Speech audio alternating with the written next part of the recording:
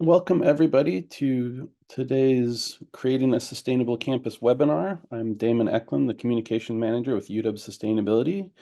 And today we have the Manager of UW Recycling, Liz Gignilliat, with us to talk about their Student Cleanup, Recycle, and Move Out program. So Liz, I'll let you get started. Awesome. Thanks for being here today, everyone. I'm Liz, Manager of UW Recycling, as Damon said. Before I get started, I was wondering if everyone could let me know if you're staff or student. If you want to put that in the chat, just so I sort of know what our audience is. Yeah, just add if you're staff or student, you're welcome to say what department or what program, but that'll just help me figure out the focus of my comments a little bit. All right, looks like mostly staff. Cool. So I can make fun of the students more, basically. I'm here today to talk about our Student Cleanup, Recycle, and Move Out program, lovingly called SCRAM, as in Get Out. Very excited to share with you. And what UW Recycling is, or who we are, we provide recycling, composting, and waste reduction solutions to the UW Seattle campus. And we do this by collecting waste and recycling across campus with our own fleet of vehicles. We also manage several vendors and contracts for collecting waste and recycling on campus. There are about 25 different waste streams, and we track all of those and make sure service works out well. We also provide waste containers, bins across campus. We provide signage and labels and try to make the Seattle campus waste infrastructure consistent and accessible to everyone when they're here. And then, like today, we provide on-site training and presentations for students, faculty, or staff. If you are interested in us visiting your office or your group, we're happy to join either in person or online. We love to settle those break room disputes about where that container goes. So if you need to call in the experts, we're happy to chat and talk through why that yogurt container needs to be disposed of a certain way and answer any questions your team has. And how we determine the best way to dispose of materials, we use what's called the waste hierarchy. So at the bottom is the least favored option, the worst for the environment option, and at the top is the best. So litter is, just throwing your trash on the ground outside, contaminating our water and our environment with our waste materials. So that's just something we want to avoid at all costs. And then disposal through a simple landfill. It is safe to do so, and it's better than just uncontrolled waste on the ground. But it's a storage facility, and there's no value being generated by a simple disposal program. So the next best thing is energy recovery from landfills. So our landfill is in Arlington, Oregon, and they generate natural gas, or they collect natural gas from it. So it's slightly better than a simple landfill, but not the best. We want to reduce the amount of material we send to that landfill by recycling and reusing and moving up that chain. Recycling is the process. It's basically restarting the manufacturing process of turning in your water bottle so it can become a sweater, or part of a sweater probably, or your aluminum can into a bicycle. All those cool things where your waste is the beginning of a new thing. And then next step is reuse. So instead of having that plastic water bottle and having to recycle it, using a reusable one. However that looks, it's just to prevent you from having to throw something away.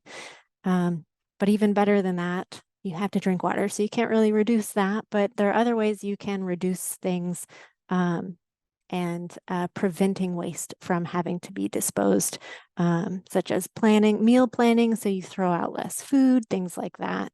And then even better when it's possible is thinking about what's really necessary and thinking about the system that creates waste. So creating laws that make certain types of waste illegal, like styrofoam food packaging is illegal, or styrofoam takeout containers is illegal in Seattle. So things like that, or refusing to buy things that will generate more waste. That's the best thing you can do is not buy things. On the waste perspective. So that's how we determine, okay, I have this item. What's the best way to dispose of it?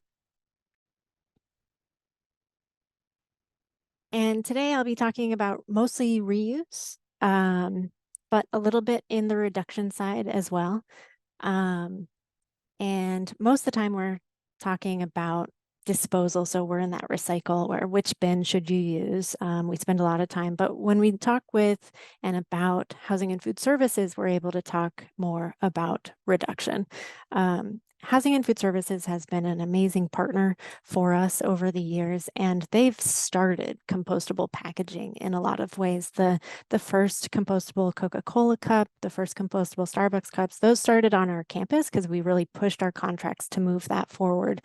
And, 5, 6 years later, when recyclable products or disposable utensils became illegal, we were like, oh yeah, we're already using compostables. So Housing and Food Services has really been cutting edge and kept us compliant with laws. And they're just a great partner in food waste reduction and garbage reduction through packaging.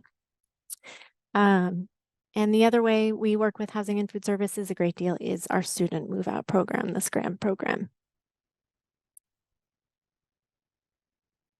And before I talk about SCRAM, some quick facts about Housing and Food Services. There are about 20 residential facilities that students live in on campus, just under 10,000 current residents, and 89% of them move out in June. So a huge amount of people are moving out in a 1-week period of time in June. And then 10% move out in August at certain locations.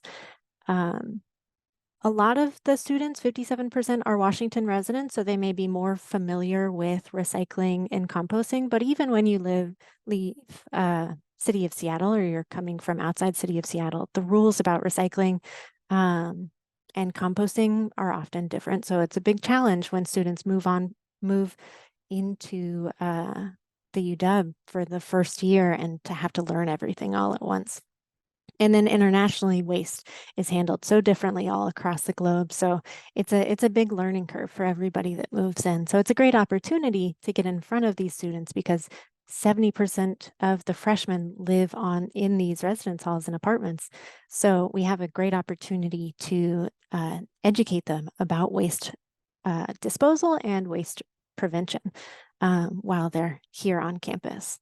So we kind of think of it as, they won't do a really good job that first year because they're learning, but by the time, they move out and they're living somewhere else, they're going to be much better at recycling and preventing waste.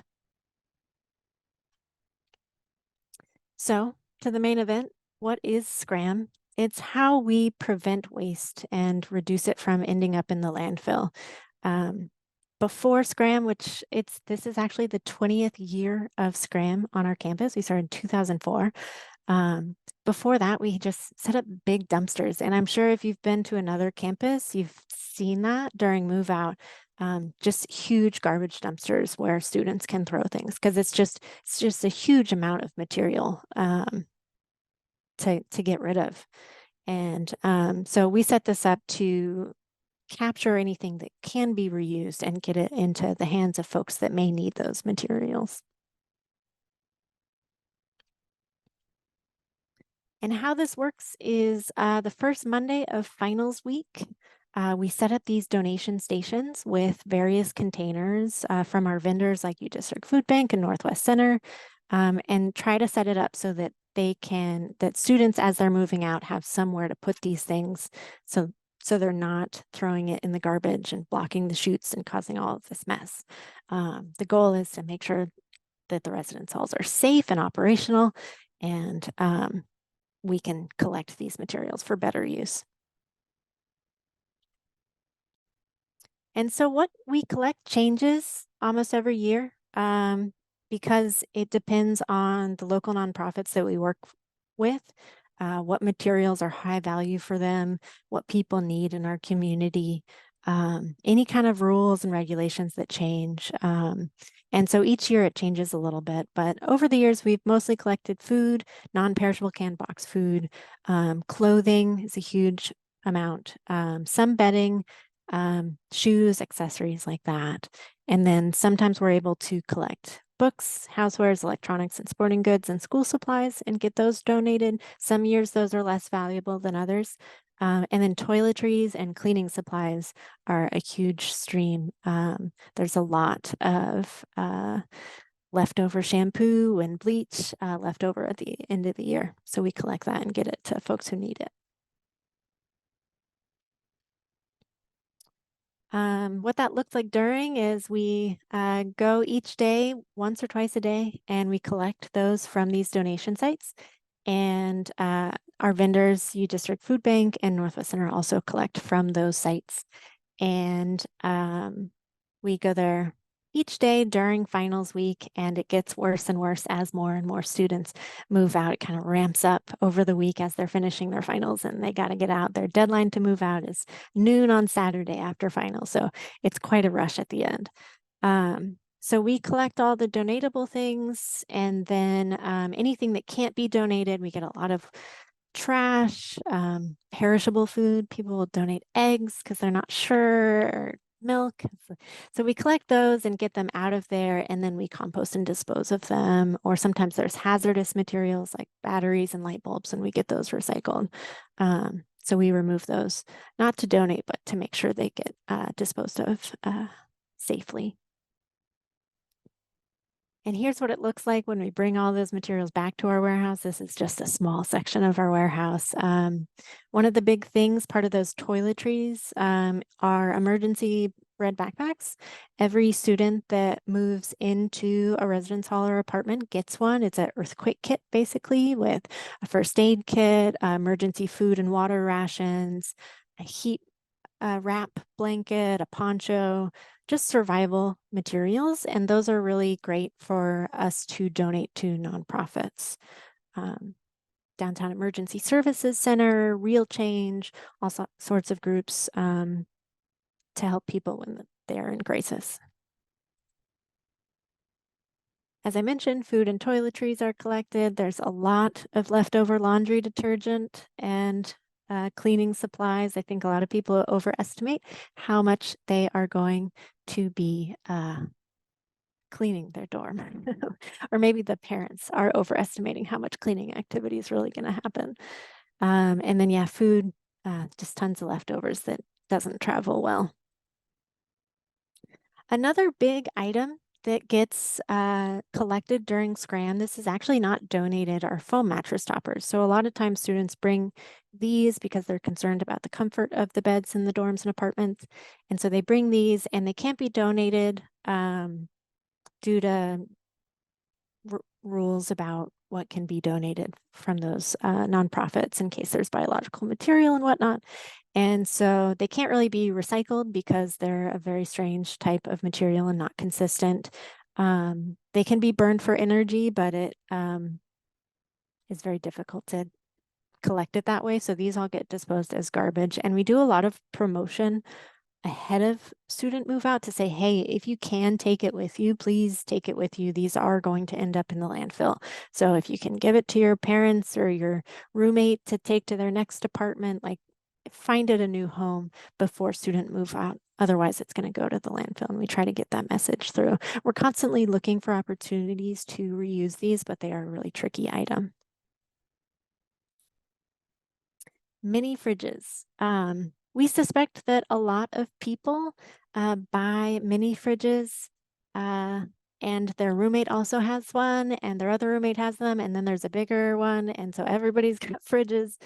So we get a lot of ones that have been probably not even plugged in, and then a lot heavily used ones. And so we highly encourage students to talk to their roommates and figure out what is in their dorm before they move in case it's not even necessary. And then we also promote the Housing and Food Services opt-in program to rent mini fridges. And it's basically a mini fridge with a microwave on top, which is really convenient, and you just rent it for the year. The cost is about the same as buying it, but you don't have to worry about disposal, and it will get reused. And we're big proponents of that. This year in 2024, over 580 fridges were rented this year. So we love knowing that, because that's 580 fridges we're not going to have to move several times. We're not going to have to clean. And that's 14 tons of waste prevented. So those rental programs are huge and really, really helpful to our program. But what we do collect, we either recycle or they sometimes can be resold through UW Surplus. And here are some of the vendors I've mentioned: University District Food Bank, Northwest Center, Downtown Emergency Services Center. UW District Food Bank is the third busiest food bank in Seattle, and they need these materials. In summertime, there aren't a lot of donations coming in to the food bank. A lot of people donate during Thanksgiving and Christmas time. It's cold, and it feels like a good time to give. And so they don't have a lot of materials coming in, and they're always very excited to receive these donations. And they actually create a museum of all the different flavors of ramen that they collect during the year. And it's really fun to see all of the variety. And the variety of international foods that get collected from our dorms can be really exciting to the food bank. And people are really excited to have more variety in what they pick up. So they're big fans of the program, and they put a lot of labor into collecting those materials. Northwest Center provides services for children and adults with developmental disabilities and lots of other resources. And Downtown Emergency Services Center has crisis response teams, connecting people with housing and all sorts of services to those experiencing homelessness or are close to experiencing homelessness. They're a great organization in our city. And we work with several other vendors as needs change and what we collect change, what our vendors accept. So we also work with the UW pantry to collect materials. They can't take as much as we give to University Food Bank, but we do generally give them, a pallet of food to use on campus. Any opportunity we can have to keep materials on campus for those who need it on campus, we do try to take advantage of those opportunities. And in 2023, we collected 17 tons of donations. So not including all the stuff we have to recycle and dispose of, just donations was 17 tons or 34,000 pounds of material. The vast majority is clothing. Second up is toiletries and emergency backpacks. They're very heavy, and there's a lot of it, as I mentioned.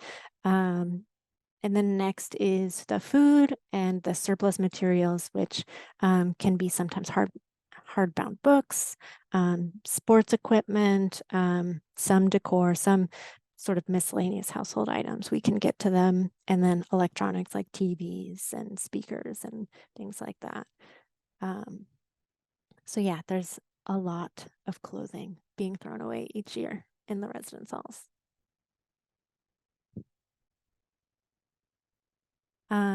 So why do we do it? Why does it matter? It creates a clear diversion path of material from waste and landfill to positive local changes and keeping it in our community, putting it to good use. It trains new adults in our community to look for ways to prevent waste after their first move out. It's quite a sight to see the donation site and see everything that's being disposed of. And I hope that it's an educational experience for those students to realize, like, okay, I don't need 2 gallons of bleach every 9 months. Like, it's a lot to learn in that first year of what you go through and how much clothes you really need or are gonna use and won't need after a year. It creates donation practices, so it normalizes donating your materials, which is pretty normal in Seattle if you've ever sat in line at a Goodwill here, but it does continue that and make sure everybody knows that you should look for donation opportunities when you're moving out. Each year, the material collected expands, so we know that awareness is growing and that the need for this program is continuing to grow. And we also, similar to the students learning about all the stuff that they don't need anymore and probably shouldn't have bought, we get a clear look into opportunities for improvement for reducing waste on campus. So, should we create a clothing swap system, or should we promote students to take that on? It gives us a good picture into ways to reduce waste. But there are a lot of barriers. I've mentioned a few. Buying in bulk seems cheap, but if it's really not cheap if you're not using it up, especially in 9 months, it's pretty hard to go through, a 5-pound bag of rice or even spices, like a regular size spice. Like it's much cheaper to buy nicer spice in bulk than but like in loose packaging, just buy like a gram of it instead of a whole bottle of it, things like that. But it seems more expensive because it's by the ounce or whatever. Common items used in dorms are not easily reused or donated. Cheap furniture from Target or IKEA that's made with particle board, as soon as you move it out of your dorm, it's going to fall apart. So it's really hard to get those donated. And similarly, fast fashion, short-term, trend-based decor, clothing that's really threadbare, or something that is only going to be cool for a few months, that can be really hard to navigate. That's a big barrier. Often students are moving by plane or very far away. They can't take everything with them, even if they could use it in their next place. There's just no way to get it there. So it makes more sense to dispose of it and then buy new.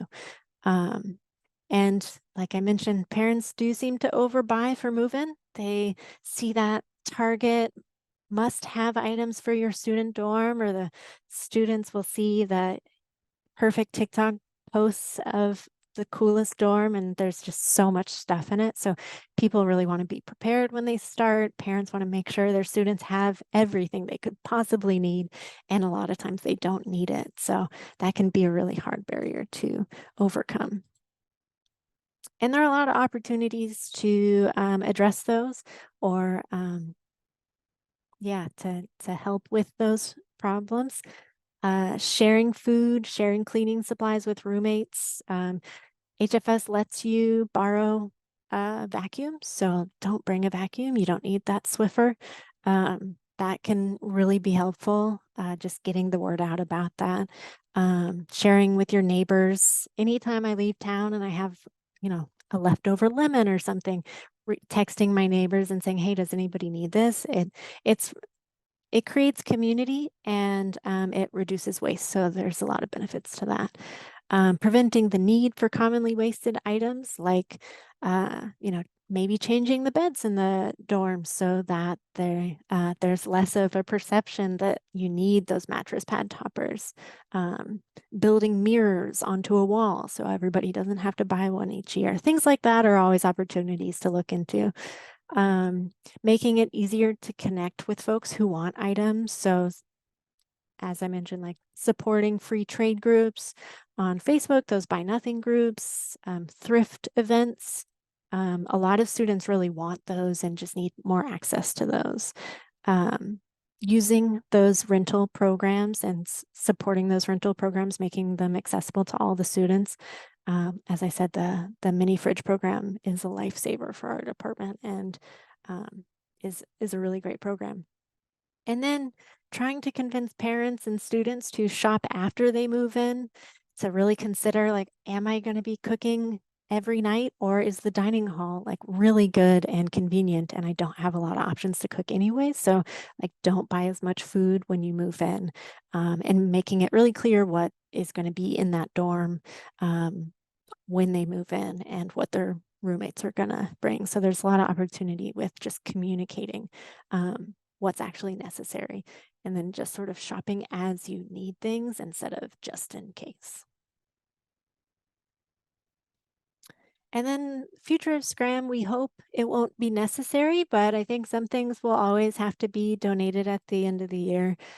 So we hope that students have access to more information and helpful tips like how to store food to last, how to buy those less expensive, smaller items for that 9-month period, sharing, borrowing and buying with intention. So not buying something that's just going to fall apart, not buying from wish.com and things like that.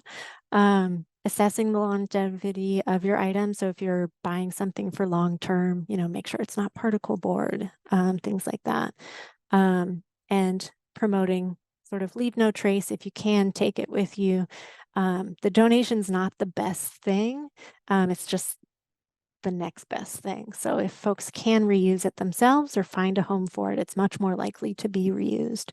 And then when you're buying to reuse things and rebuy through thrifting, and places like UW Surplus are a really great place for students to shop for their dorms. And we're trying to promote that a bit.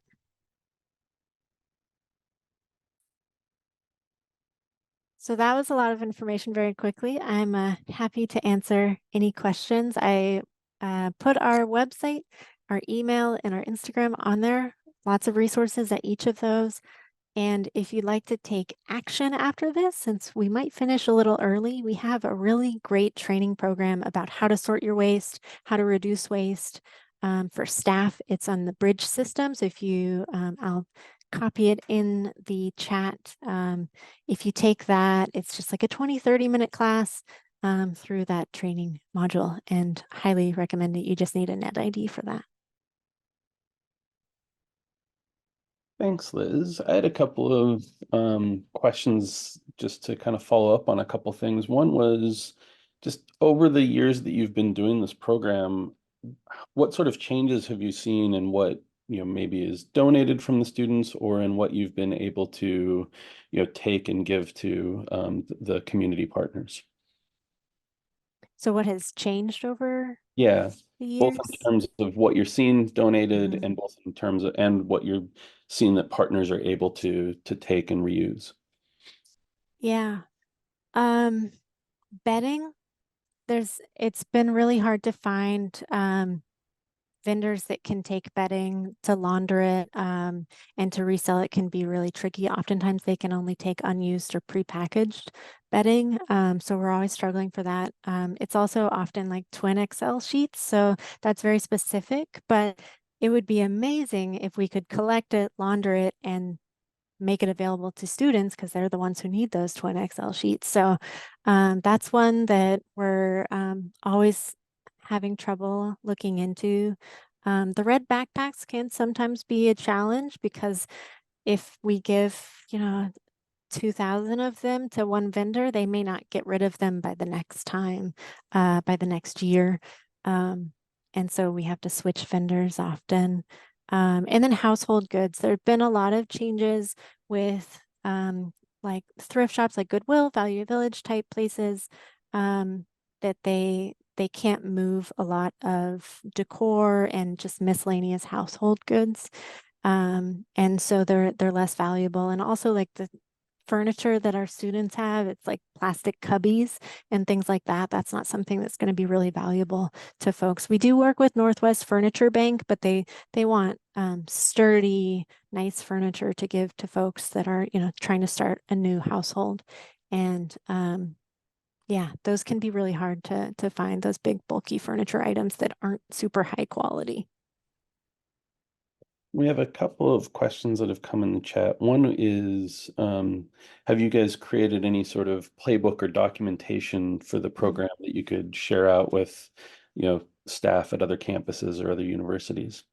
Yeah, we have a packet um, that might intimidate folks, but if you're thinking of building the program, it's basically, we call it the vendor packet, and it's everything you could want to know. So just reach out to recycle@uw.edu. We'd be happy to share materials with you. And then another comment is someone mentions they've seen a lot of red backpacks being thrown away in the dorms and piling up, and they asked if there's a way a message could be posted in the near the garbage rooms or the garage rooms where they to take the red backpacks. So I was just kind of curious what sort of messaging you do around Scram, or how do you try to get word out to the students at Move Out what should be donated and where to do that. Yeah, so we have flyers that go up in all the trash rooms like 2 or 3 weeks prior to move out that'll list what you should try to take home and then what we'll be able to take for donations. So red backpacks are key. We want you to take it home if you can, but if not, here's where you take it. And the tricky thing is we have like 7 donation sites. So some places will have to leave their dorm and take it to one that's next door, which can be tough if you're managing moving out, but it is still relatively accessible to bring those materials over. So yeah, we put flyers all over the dorms, and HFS Custodial and Facilities are the ones that put those out, as well as Res Life, and they're great partners to get the word out. And if students are returning to the dorms for the following year, are they intended to take the red backpacks? Can they be reused by the students throughout their career? And is that messaged, or how is that sort of handled? Yeah, they'll get new ones. There isn't a good way um, to get the used ones back to the new students. There's also some negative feelings about like, oh, I'm getting someone's old emergency backpack. Sometimes they don't have everything in them. Someone, takes a bite out of the emergency food to see what it tastes like, so they're prepared for that experience. There's sometimes, they take the first aid kit and leave everything else. So it'd take a lot of effort to restock them and inventory them and then store them for a long period of time until students move back in. So that's the primary issue. But they And are supposed to take them with them if they can.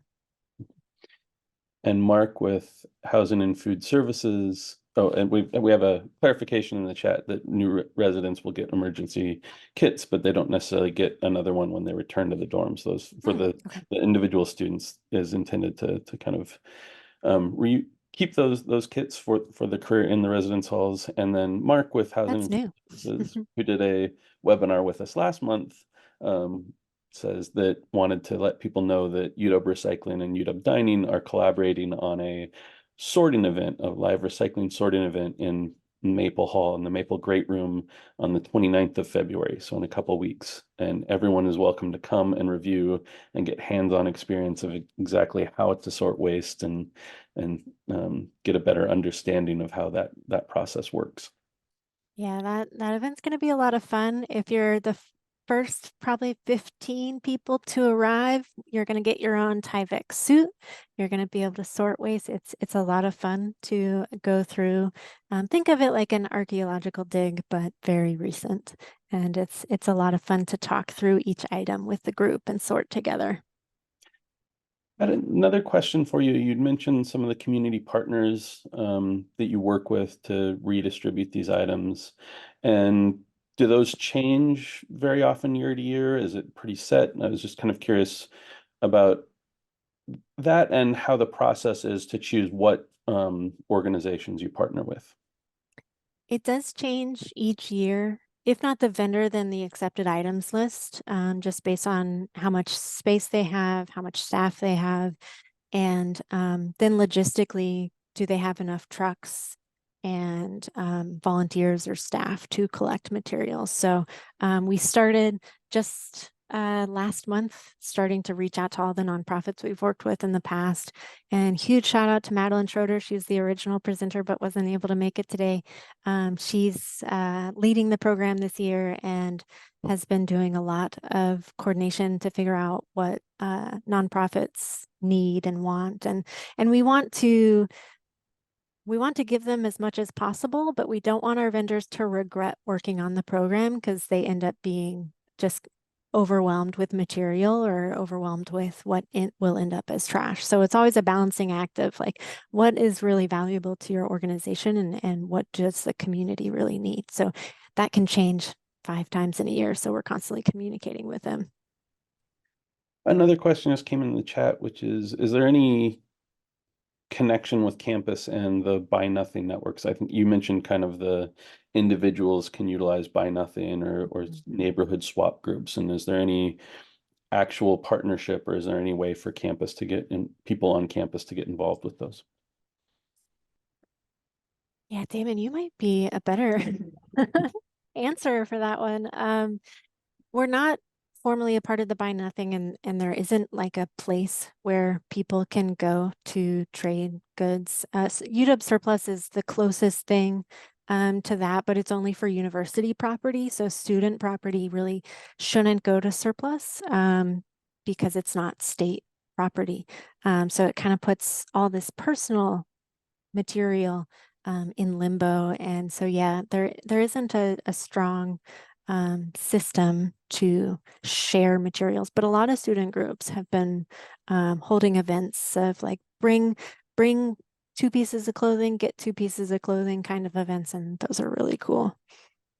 And I will say, just from having talked with students, I know that some individually look and join, Buy Nothing groups in the university district or, find other avenues for that. And certainly UW sustainability, if students are interested in thinking about ways that they could expand sort of peer-to-peer sharing networks, you can always reach out sustainability@uw.edu and we can talk through if there's support or ways that that might be able to work. So it's definitely something that I know there's been interest in students over the years. But yeah, right now there's not any great programs and there are some challenges around that, but it's something that would be great if we could if we could find some energy and ways to make Mhm. that happen.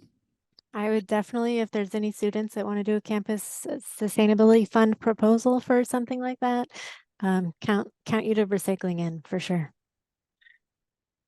The last question that I had for you is just sort of what do you see or what does Utah Recycling want to do with the program in future years? Are there things that you wish that you could do if you had more resources, or do you have ideas to expand the program or make it more impactful?